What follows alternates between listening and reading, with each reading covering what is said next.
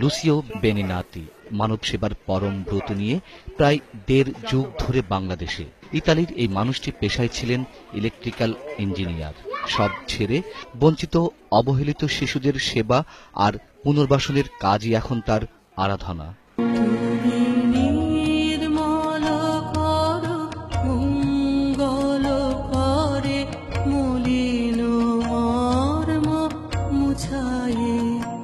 পথ শিশুদের জন্য অনানুষ্ঠানিক লেখাপড়া, খেলাধুলা আর স্বাস্থ্য সেবাকেই বেশি গুরুত্ব দিচ্ছেন তিনি।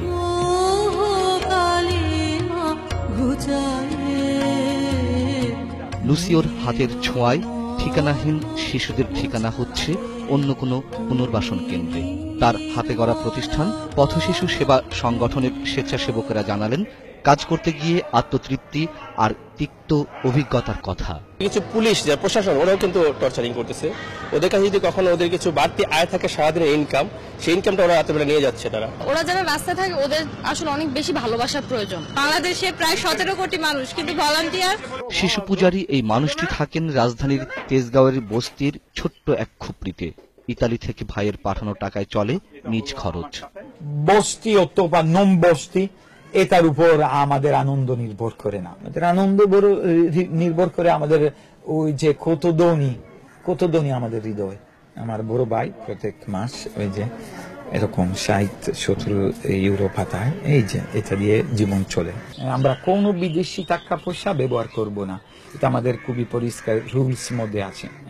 আমাদের কাজ চালাবার জন্য লোকাল টাকা পয়সা ব্যবহার করছি। পথে পথে ঘুরে বেড়ানো শিশুদের নিয়ে এদেশে কাজ করতে গিয়ে তার ভালো লাগার সঙ্গে মিশে আছে অনেক আক্ষেপ আর খানিকটা লজ্জাও। এই দেশে পথ শিশুদের জন্য সরকারি কিচ্ছু করে না বলে চলে। কিচ্ছু করে, কিন্তু আসলে তার যথেষ্ট না।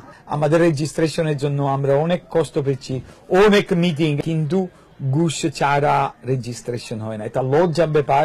রেজিস্ট্রেশন পাওয়ার জন্য আমাদের লেগাল হওয়ার জন্য একটা ইললেগাল কাজ করতে হবে, ঘুষ দিতে হবে। এটা খারাপ জিনিস।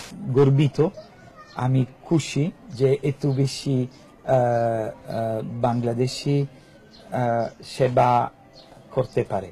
তার শেষ স্বপ্ন অবহেলিত নিষ্পাপ এই শিশুদের পাশে থাকতে এই বাংলাদেশি যেন হয় তার শেষ ঠিকানা।